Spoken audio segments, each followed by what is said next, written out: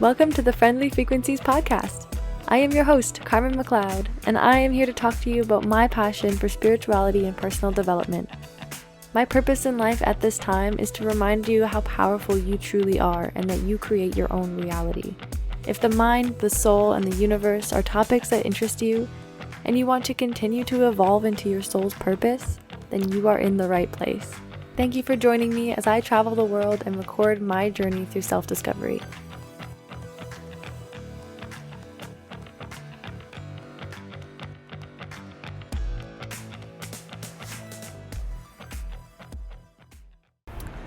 Hello everyone! I feel like it's been forever since I've made a podcast. I apologize, I'm almost a week late in this episode because I've been super busy working as a tour guide for my first tour job, and I wasn't able to record it. And then as soon as my tour finished, it was 2 days ago, and then I was hit with a cold the last few days, so I'm recovering from the tour, from the sickness, and I'm super happy, super excited.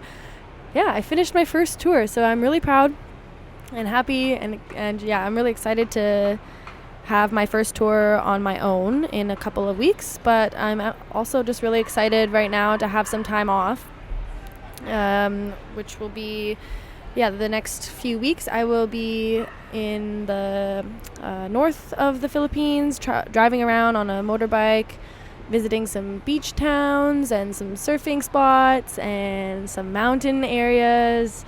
And it's going to be a very different atmosphere than I've been in, especially going up to the mountain areas. I've been mostly around beaches like this whole time, so I'm really excited. I'm currently sitting at a mall in a random area of a mall. It's the most quiet place that I could record this, so gotta make do.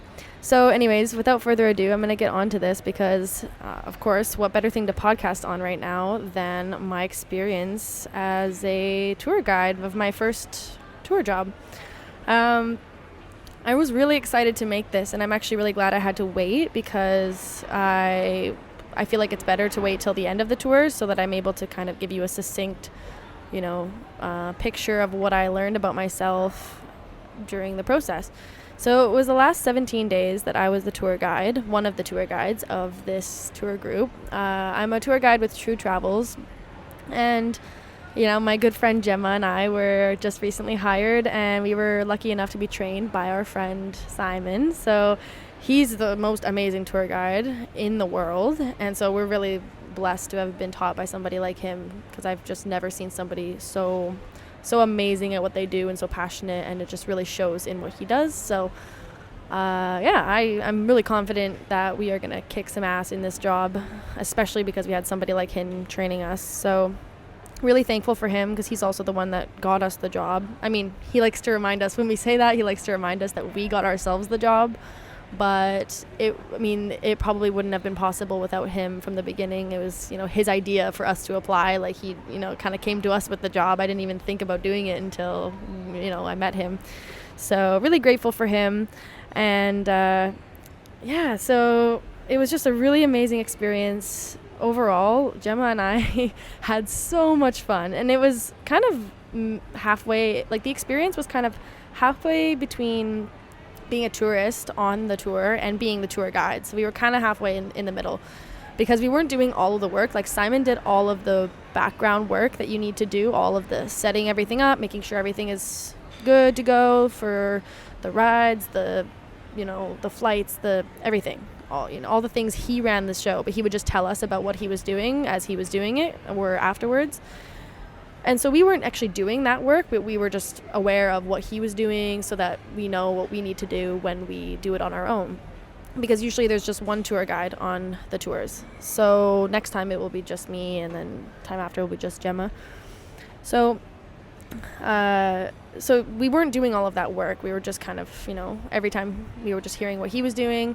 And so, but we got to participate in all of the fun stuff, all the boat tours, island hopping, zip lining, canyoneering, like all of this kind of stuff. It was so much fun.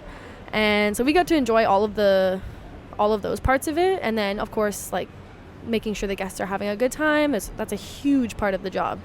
Is just make sure the guests have a good time, keep them happy, and just be, just help them have a great time. And obviously we are really good at that because we're people, people persons. So overall, it was just so much fun, and I learned a lot about myself throughout this process, or was essentially reminded things about myself. I think that there are things that I already knew about myself that I kind of forgot about, and there's a lot of things that came up where, and I'm not going to see them, I definitely don't see them as negatives or negative parts of myself, but they're more, we call them rackets in the one of the course that I did. We label them as rackets, meaning like a racket is basically something that's limiting myself, or something that's going to hold me back from my fullest potential. So a racket could be poor time management. It could be being late for things often, or it could be low self-esteem, or the tendency to lie. Like, I don't know, these are all just examples. They're not necessarily my rackets, but those are just examples of like common rackets. So my rackets came up in this job, and I'll talk about what those are. And there are things that have come up for me in my life, and have come up for me in the course, the next level leadership training. They definitely came up in that course, and so it's interesting. I was definitely already aware of them, and then through this through this tour guiding, this first job, they came up again, and it wasn't until I started brainstorming for this episode that I realized, I was kind of reflecting on this last 17 days and realizing, wow, okay, like these rackets are still here, even though I worked on them a lot. And, of course they're not going to be gone in that short a period of time. So I'm totally, I'm not surprised that they came up, and I'm really happy that I have the self-awareness to be able to label these things in myself that I need to be aware of, and I need to, not judge them as good or bad, but just to see, okay, so that's present, and I'm not going to allow that to control my experience in this world or in this job. So I'm really excited, because now next time when I show up as the only tour guide of when it comes to my next tour, I'm now aware of the rackets that came up for me in the last one, and now I'm able to, I think I'm more able to be equipped. Sorry, I feel like my brain's a little slow right now because I'm still sick, and I've been sleeping the last 2 days, so don't mind me if I'm not using my words properly.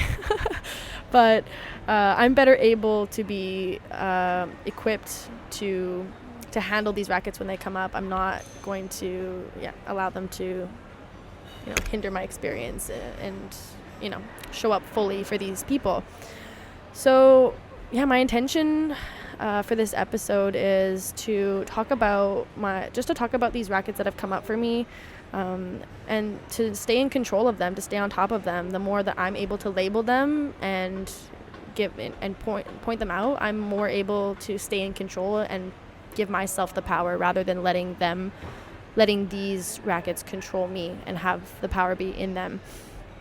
And and also for you, whoever's listening, maybe you have similar ones that are similar rackets, similar things that are holding you back, that maybe you don't even realize until you hear it come from me. So I obviously want every episode that I make to help you in your life. Like, how can you take my experience into your own life and help it and have it help you in any sort of way? So that's my intention for this episode.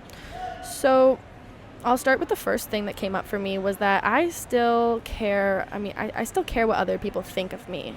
And this came up in a few different contexts over the 17 days.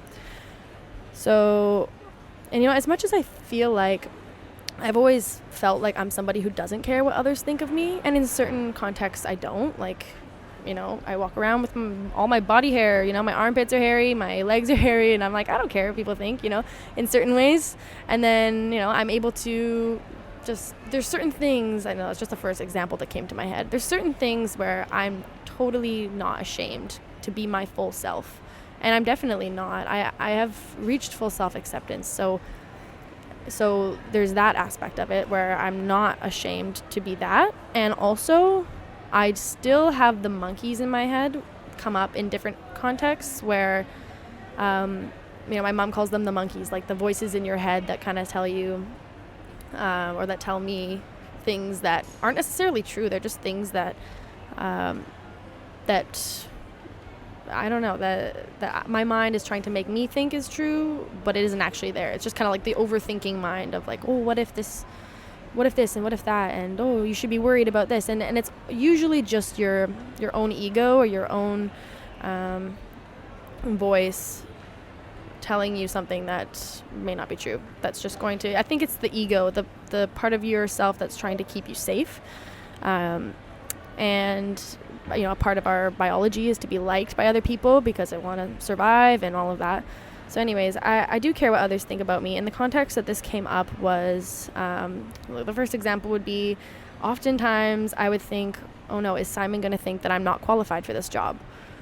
And it was just in tiny instances, right? Of course, I'm not going to do everything perfectly. I wasn't always as prepared as I should have been for this. And I realized through, of course, I need to learn it somehow. And so when he would point out to me, hey, Carmen, you should know that.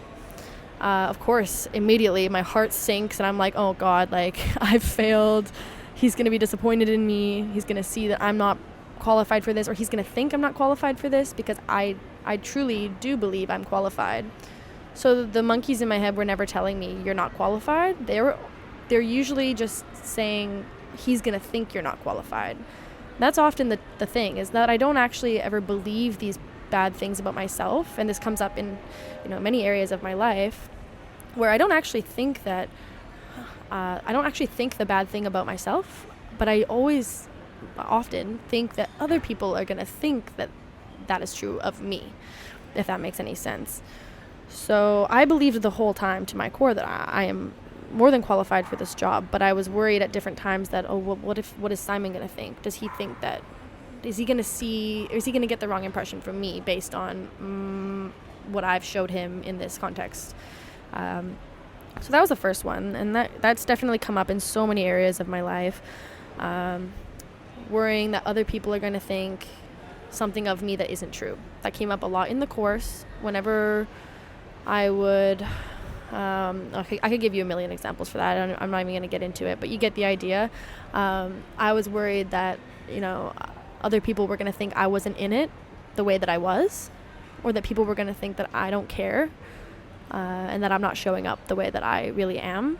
So it comes, and I'm, how you do one thing is how you do everything. So I can almost guarantee that this shows up in my life outside of the course and outside of this job. So I'm really happy to be aware of this, because I'm going to continue working on it so that it doesn't take over my thoughts so much, and I can focus my energy on something else. So next, and under the same category of caring what others think, would be that, oh, do the guests like me? And this came up so much. I was always worried that the guests didn't like me. And, there are certain people that maybe, okay, it's pretty obvious that this person probably doesn't like me. Of course, not everybody is going to like me. Not everybody is going to like you or whatever, right? Like, there's certain people who don't like you for whatever reason. It doesn't matter. It's just inevitable. But I was worrying about it a little too much and thinking about it, and I felt like I was at times being inauthentic and trying to act in a way that was more than what I would normally act, because I wanted them to like me. And the people that I'm guiding, like the guests that we serve, are people that are around my age. Plenty of 23-year-olds on this tour, and that's basically the common age, I would say. But there were a couple 19-year-olds, and then there was a few 30-plus-year-olds. So there was a pretty good range, but anything between 19 and the age range is 18 to 30.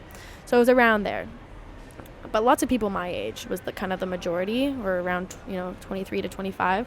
So of course these thoughts of wanting them to like me and worrying if they don't like me was going to come up, because of of course, like, I want people to like me, but that's usually not an issue because I always feel like people do like me. Like, I'm a pretty likable person, like, of course, without trying to stay out of my ego there, but, like, I've never really, oftentimes, at least, especially, like, recently, because I've gotten so much positive feedback from the people in my life. So sometimes when I meet somebody and I feel like they don't like me, it was just a weird feeling, and it also had me overthinking a lot.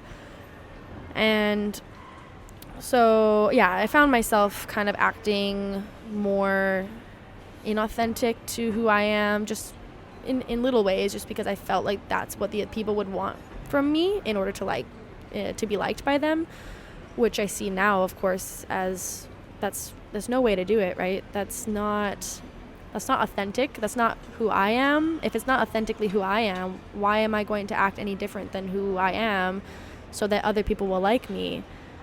Because that just seems so obvious when I think about it now. Like, I need to continue being exactly who I am.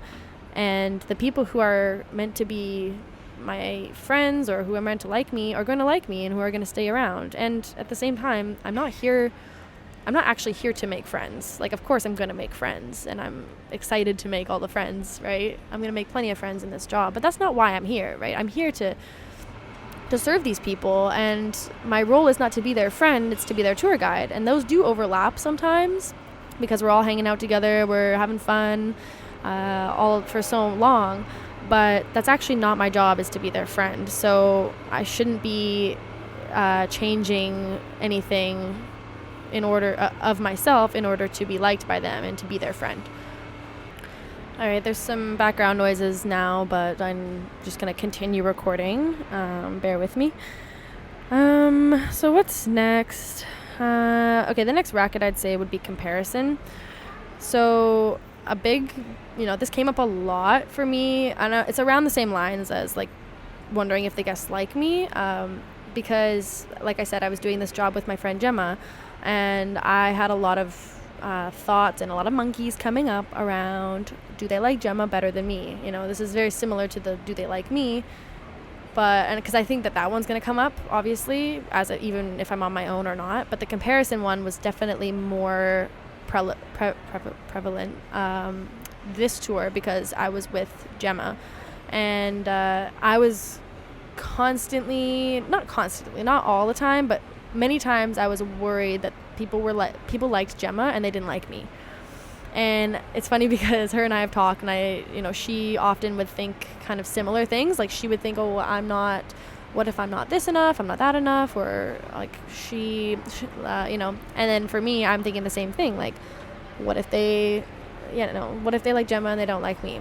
And even if they did, who cares? Really, it really doesn't matter when you think about it. But in the moment, of course, I don't want to be compared to somebody, and I think that's inevitable. I've also not really experienced that much before because I grew up with two brothers, so I was never really compared the way that they would be compared to each other. Like, I'm not, and my parents are amazing, they didn't really compare any of us, but just in general, like, if I had a sister, I would probably feel this emotion or this racket of worrying about being compared to somebody. But because, I never had a sister growing up, and so I'm not really used to that.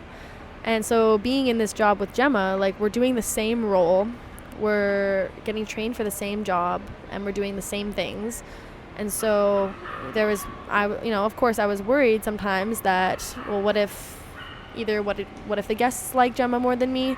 Or what if Simon thinks that Gemma is better equipped for this job than I am? Actually, that one didn't come up very often because, like, her and I were very much a unit in this. And anytime, like, one of us would screw up, it was kind of like it was both of us. Like, I feel like the whole time, like, we were doing everything together. So I really love that. I actually didn't worry so often that Simon would think that one of us is better equipped for the job than the other. Like, that didn't really come up for me. But definitely with the guests, I felt like, because Gemma's way, at least, I know this might be a story, from the story that was coming up for me, and I don't know if, whether it's true or not, but the story that was coming up for me and that was limiting me in this was that Gemma is better able to relate with women. And this is something that I've brought up in the past. I've always felt like I don't have I have a hard time connecting with most women, and you know, it's just very few women that I can have like really strong connections with. But then like the majority of them, I'm like, I don't even know how to act around you. I don't know how to talk to you. And this is a story that's been limiting me my entire life, and it's a story that I continue to tell myself. I'm telling the story right now, so that means I'm still living in the story. And as long as I continue to tell the story, I think it's going to continue to limit me and my experience. So hopefully this is the last time I'm telling the story. But I do want to talk about it because it has limited me in this, in my experience. So I just want to talk about it. I felt like at times I felt really like it was really hard to speak to a lot of the women on the tour, not because of how they are, but just because of how I am. And I'm that, and there's mostly women. Like there was, I think, 4 men on this tour, 4 or 5, and 20, give or take, women on the tour. And that's, I think, how it usually is from my experience and from what I've heard. It's mostly women and a few men. And so I'm going to need to get really comfortable, or I get to, and this is something I'm really actually happy about, is I'm going to have a lot of experience relating to women and getting close with women. And that's not something that I have very much experience with. So I'm excited for that. It scares me, and it's going to be uncomfortable for me. There's so many times where I was uncomfortable being around so many women. But I also met so many kick-ass women. Like, I really, really loved them. And they're just... And I have so much to learn from these women from all over the world and from all these different ages and backgrounds. And, I made some beautiful connections. And I'm going to stay out of the story of I can't connect with women, because I think I remember saying to Gemma at some point, like, oh, my dream tour would just be a tour of all men. That would be so much better. Like, I would love that.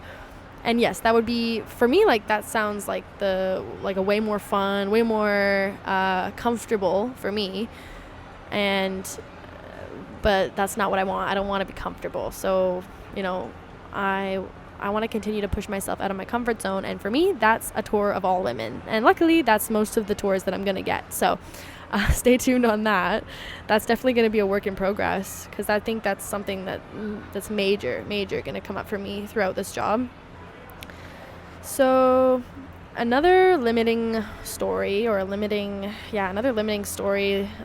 racket that I have, that also came up for me in the course, surprise, surprise, is that I can't, okay, this is going to sound really stupid, so just let me explain after, but a story that came up for me is that I can't count because I was homeschooled.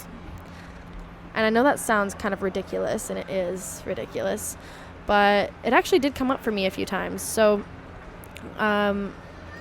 this is going to sound crazy, but I feel like one of the hardest thing for me was actually accurately counting how many people we had. Now, mind you, sometimes the number would change. So we had around 24 or 25 guests, and the number changed because at some points people would leave. There was after 10 days, some left, and then we had new people join on for the second half of the tour. So but that number only changed a little bit. And then every day, some people are sick, some people are not. So that number changes a bit.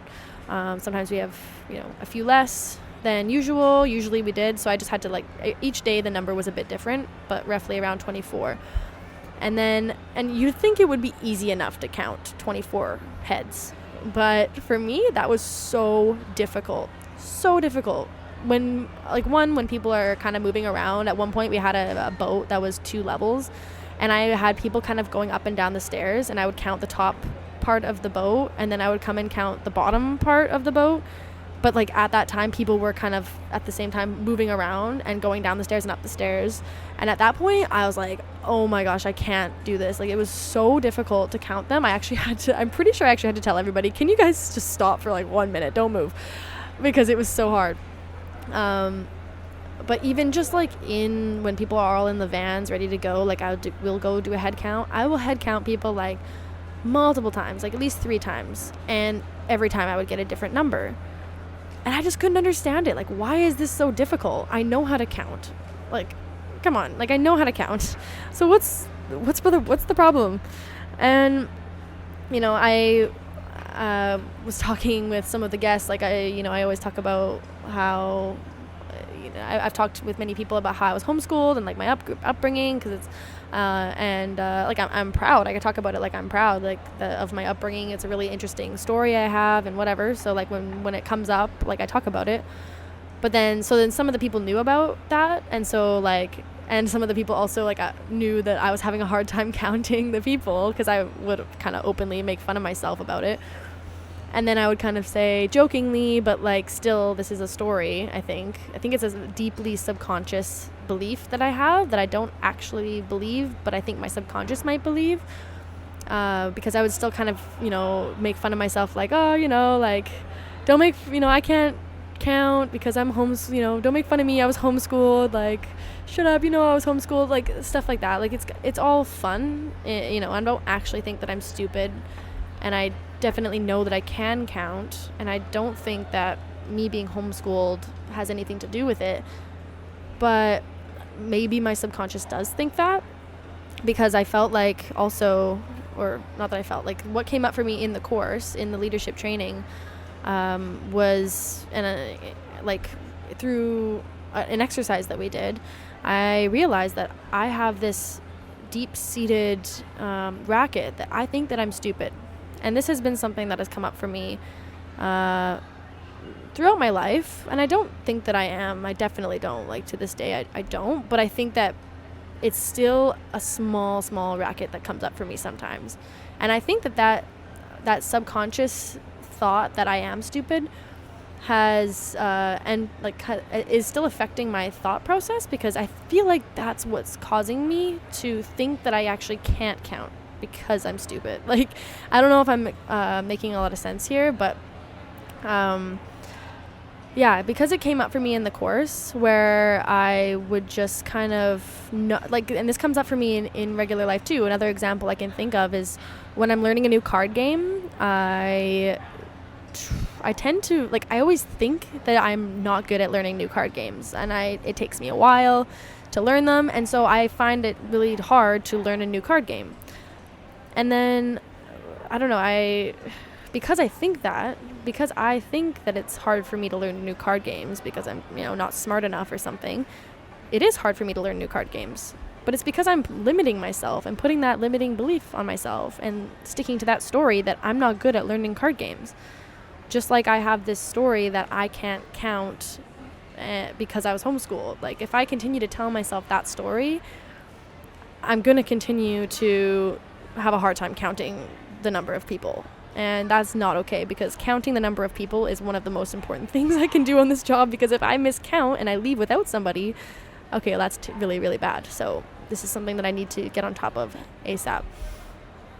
So it's really interesting talking about this. Like, I have no shame in it. It's really interesting because I have had shame about this in the past. It definitely has come up for me. Like, for those of you who don't know, I was homeschooled until, and when I say homeschooled, I mean kind of more like life schooled. Like, we didn't really learn much of the regular curriculum. All I really remember learning, for the most part, is, like, reading and writing. We learned a tiny bit of, other things but I barely remember. I think that, it was more like life schooling. So learning more things that I actually personally think are far more important, like consciousness and how to be a good person, how to handle money, spirituality, and just, all of the things that, and personal development, things like this, emotional intelligence. And so I didn't learn a lot of math that I remember growing up. So when I went to school, I decided to go to school in grade 6. I was 12 years old. And I went there and I didn't know a lick of math. So I go there first day of school, and everybody is to do like a test or a small quiz, and then everyone's going to read out their answers. One by one is reading out their answers. And I didn't have any answers written down because I didn't know any of them. And it was just basic, like, times tables, but I didn't know it at all. And this memory came up for me in the course when I was kind of looking over my racket of thinking that I'm stupid. Like, this memory came up for me. So it's kind of like I think a deep-seated belief that maybe I haven't fully gotten over, that I am not smart enough to do basic math.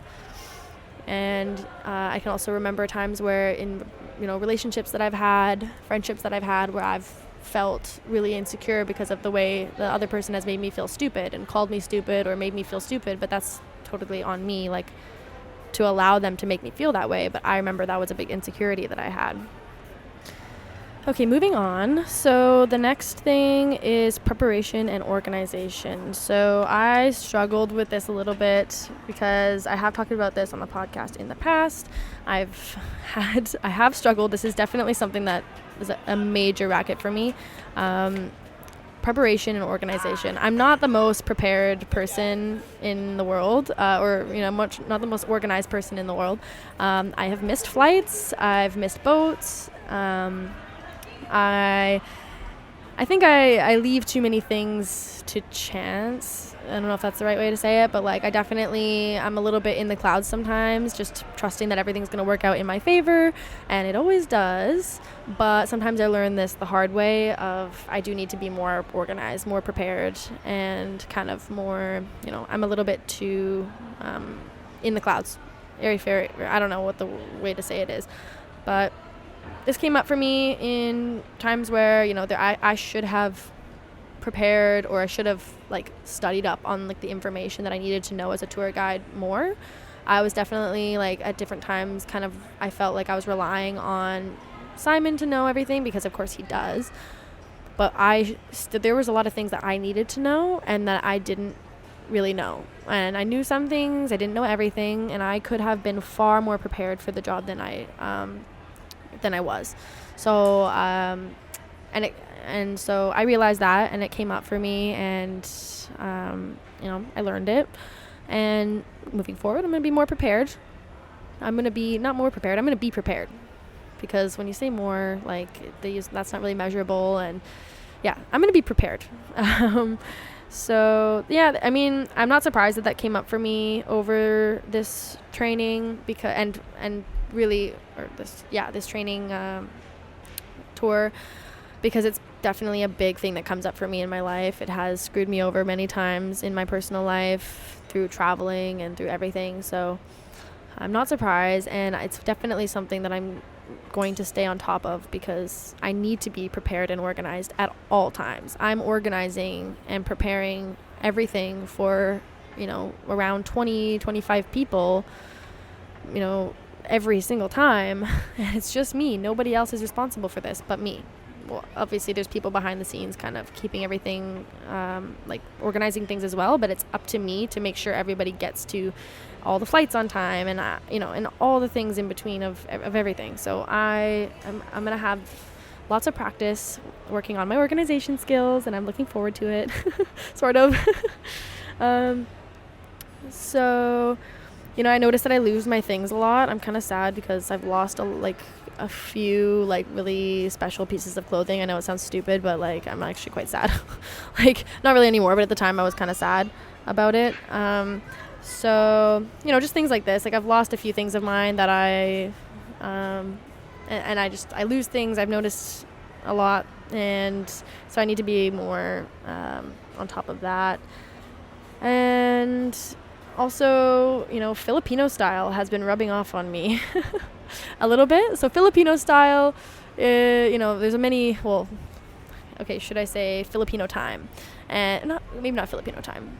Filipino style, just in different ways of being a little bit too lax. You could say Filipino style for many different things, but in this case, for me, it's being a little too chilled and not so organized. And I think it's just because I've been living in the Philippines for 4 months. I've been living in Southeast Asia for 10 months or something, and either not working or working as an artist, where I'm kind of just in charge of myself and working as an artist, but it's not like it's a legitimate job. I'm just kind of trading artwork for whatever I need.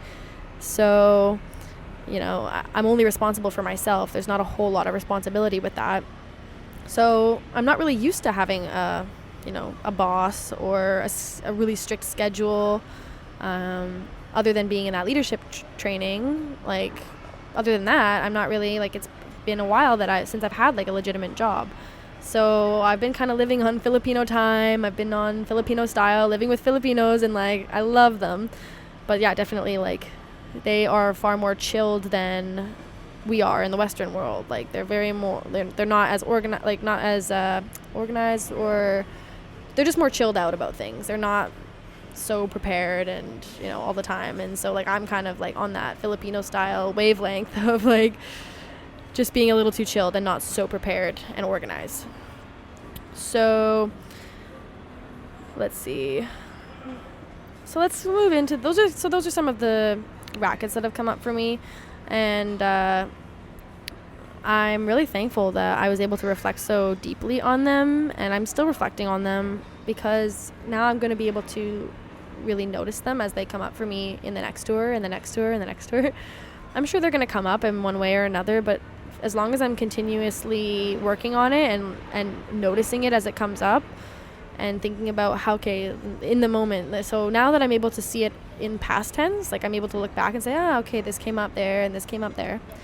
Next time, maybe I'll be able to see it as it's happening. Oh, okay, so this is coming up for me now. I'm going to shift this. And then the next time, maybe it won't come up at all. Or maybe it'll be just about to come up, and then I'm going to say, actually, no, I'm not going to entertain that, So I'm really thankful that I am self-aware enough to really notice these limiting beliefs and limiting mindsets that I still have. And I know that I'll be able to control it as it comes up next. One more racket that I just almost forgot to talk about, and this is actually one that definitely came up for me almost every single day, was my self-control around food. So I've basically cut out all substances from my life. Like I don't drink very much. I don't really smoke much weed anymore, mostly because I'm not in the Philippines. Like I can't do that out here. I will go to jail. But yeah, so I don't smoke anymore. And I specifically found like since I stopped like smoking, like I used to vape sometimes, and as soon as I stopped vaping, especially, I found that I was definitely more like addicted to food. Not like full on addicted, but definitely found that food has been my main addiction. So I feel like everyone's addicted to something, and I'm definitely addicted to food. Like I think about it all the time. And I found that I noticed, oh my gosh, I looked at photos of myself and this is definitely not a bad way. This is actually I'm actually really happy about this. Like I've looked at photos of myself from when I first started traveling in Thailand, and I was like, whoa, I've gained so much weight. And this is really exciting for me because I've actually kind of always wanted to be a bit more filled out. Like I didn't really want to be as skinny as I was. But compared to how I looked in high school, like how I looked in the beginning of this trip was still filled out compared to then. Because in high school, I was super grossly skinny. But I didn't realize how skinny I still really, really was until I look at a photo of myself now versus a photo of myself in Thailand. Like it's huge. And I weighed myself and I gained 15 pounds, which is like pretty decent. Like I was never able to gain that much weight before. So I'm like really happy about that because I feel like I'm a healthy weight now. So it's not really about the weight aspect of it because I'm quite happy with that, but it's more like I just feel like I have really little self-control around food. And I'm constantly always around food. Like a lot of the time we're at buffet style, meals, and I can eat as much as I choose to eat. But for me, unfortunately, I have a hard time saying, okay, that's enough food, I'm going to stop eating. Even when I'm full, like I continue to eat and eat and eat. And I've definitely like really made myself sick. Not to the point of throwing up, but just like felt really horrible just from eating so much. And I've had to like one night I had to go home. We were all out at the club because oftentimes we're clubbing. Almost every night we're out at the bar or out clubbing. And I had to go home. Like one of the last nights I had to go home because I had eaten too much dinner and I was sick from it. So it's really something that's coming up for me that I don't have very much self-control around food, and that's another story that I'm telling myself, and that's leading me to continue to have these poor eating habits. So I'm going to break the story right now, and I'm just going to control myself. I'm going to eat the right amount of food, and not be eating everyone's leftovers. Like I'm definitely the one to eat everyone's leftovers at the end of the meal. like all of that, like, that's not going to happen anymore. I'm definitely going to end that right here, that limiting habit that I have, because it's quite unhealthy. So back to the positives. I'm staying focused on my intentions through this job. Like the best way for me to get past all of these limiting mindsets is for me to stay focused on what is my intention right now. What is my intention with this job? And to remind, I don't know if did I even talk about this? I think I did. Yeah, I did talk about my intentions on my couple episodes ago on my intentions for this job. But to reiterate, a huge intention that I have is to impact people, is not just to show these people a good time and to just help them distract themselves from their regular lives and, have a good time and throw a good party and all of that. Like, I really want to get deeply connected with these people. I want to impact them so that in such a way that they decide to go back to their lives, whatever their lives look like outside of this tour. But as soon as this tour ends, that's the first day of the rest of their lives. And not everybody is living the life of their dreams. Some people are, and I love that. And some people are not. And I really just want the people, especially the people who are not living the life of their dreams, to just finish this tour and to start creating the life of their dreams starting right then. To think of this not just as a vacation, but as soon as rather than being kind of dreading the idea of going home and leaving this paradise land, to go home and think of it as a blank canvas where they can create whatever they want. Because that's the truth. That is 100% the truth. You can go home and create whatever life you want, the life of your dreams. And I hope to be able to plant that seed in people. And just however I'm able to impact somebody, there's many ways that it can happen, but I just want to impact other people with my vibration, with my energy. It doesn't have to be any other way than just being myself and having that impact them in however it does. Another big intention I have is around environmental impacts. I'm really proud to be working for this company because True Travels is very aware of there is doing their best to be carbon neutral, like not be making a carbon footprint. Like they're doing things to reverse their carbon footprint in a way. So they're working along with that, and Gemma and I are both really passionate about this. It's one of the main reasons that we decided that we want to start working in tourism, actually, is to make these changes that we want to see. So we're working with them, and I already kind of thought of so many different things. Like I'm talking to Simon, like, okay, this needs to be like, I want to change this and this and this. Like this is what we need to do next. And then he's like, okay, yeah, I hear you. You're 100% correct, and we're working on it. And like take a step back. Like you technically aren't even hired yet. Like this is your probation period. Like, okay, like focus on being an amazing tour guide, and as soon as you're settled, like then you can kind of tell us, like, don't start telling us what to do essentially, like before you're even in, you know what I mean? And that makes total sense. So I was able to step back after hearing him say that and just be like, okay, yeah, you're right. Like I'm gonna, I am skipping a few steps here, and so I do have ideas for how we can also improve, but I also know that they're already working on it. Like I'm really proud to be working for people who I feel like they have a very similar values to me around this. So that's amazing. So those are my main intentions, and I'm just going to stay focused on those as I continue this job, and I'll be just fine. Those intentions are going to outrule any rackets that may get in the way of those intentions being made a reality. So, this will be, really good practice for putting others before myself. This is a really good piece of advice I was given by Simon, which was, don't do what you want to do, or don't do what's best for you, do what's best for the group, or don't do what you necessarily want, do what you think that the rest of the group is going to want to do, and that's not always going to be what you want to do. So don't choose the restaurant that you necessarily like, do what you think that everybody will like, and don't pick just the place that you want to go to if it's going to be inconvenient for the whole process of the travel. So this actually was quite helpful. It seems quite simple, but for me this is going to be really good practice, because I've actually throughout my life I have struggled with putting others before myself. Like I've actually in the past been a bit of a self-centered person, and I still, of course, I'm not completely over this. Like this can still come up for me many times, and it did throughout this course throughout this tour. But it's much less, on a less extent. Like now it's more like I'm noticing it as it comes up and I'm like, actually no, you know. So I'm actually kind of like in that phase of it where I'm like not letting it control my my actions. It's actually just something that I'm like, oh, okay, I'm noticing that I am thinking about myself and not the others right now. I'm not gonna entertain that.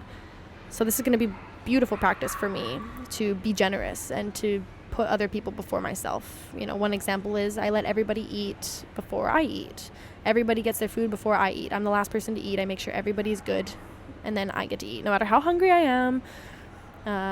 That's always the standard, for sure. And that's not something that we have to do, but it's just like, for me, that's common sense. Like, of course, every guide should do it that way. Not every guide does, but I feel like that makes a lot of sense to put all of the guests before myself in that sense, just like I do with any other thing, because they're the ones who are paying to be here, and I'm here to give them the best experience. So, and then, yeah, like practicing my relationships with women. I've already talked about this. This is going to be beautiful practice with that, so I'm really happy that I get the opportunity to strengthen that skill, and to just completely cut out the story of that I am not somebody who gets along well with women, because that's a BS story that I'm not really, and it's really not true. It's not a true story anymore. It was at one point, and I've always loved to, be that tomboyish, person, and, it worked out for me when I played hockey with men and all of this, but that's not the person I want to be anymore. And I just watched a documentary on feminism yesterday, and it was all about just women. It's just a really empowering, like, women's empowerment documentary, and I freaking loved it. And it just made me fall in love with women so much, and it just made me think about women with even more love than before. So I want to continue that feeling of love for women, and I just I'm deciding to end that story of I'm not able to connect with women, because I think that story is what's really hindering my relationships with them. So it's me that's doing it to myself. So, yeah. Those are the stories I've told myself. Those are the internal processes. That's a lot. Like, that's basically an hour's worth of conversation. And this is all just internal dialogue that's going on in my head. Like, these are the things that are coming up for me almost daily. And I'm really proud of myself to be able to talk about it, and with no shame, no stigmatization or anything. It's just me, and I'm just going to continue to be 100% authentically me. And I hope that whoever's listening is going to get some value from it, because I'm sure as hell getting value from just talking about it and being aware of it. So thank you for listening. That's all I really have. And I know it's a lot. I'm glad I was finally able to create this episode for you. I will be making another one tomorrow, actually, because I'm sticking with my regular schedule. So 2 episodes this week, because I kind of missed my one last week. And so stay tuned for that. I love you so much. And next episode is actually, I'll give you a little spoiler alert, it's going to be an interview. I'm not going to tell you who it is. You can just stay tuned for it, but I'm really, really excited. It's actually somebody who reached out to me to be on my podcast, which is like really huge and exciting. So I will leave you with that, and I love you so much. Bye.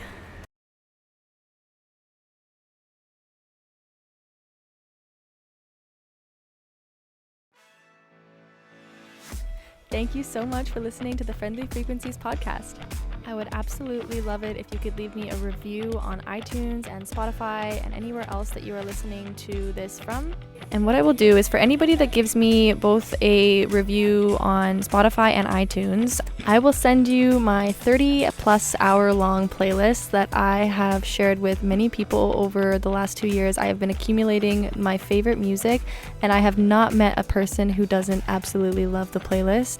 It will transcend you into just a beautiful state of mind and vibration, and I can literally guarantee you, no matter what music you listen to, you'll love this playlist. So send me a screenshot of the review, and it doesn't have to be a fully written one on Spotify, but on iTunes they do ask you to write something. So if you just write a few words on there, that would be great. Just screenshot it, send it to me through Instagram. My Instagram is Friendly Frequencies, and I will send you the playlist through there. Thank you so much for listening, and I will talk to you next week.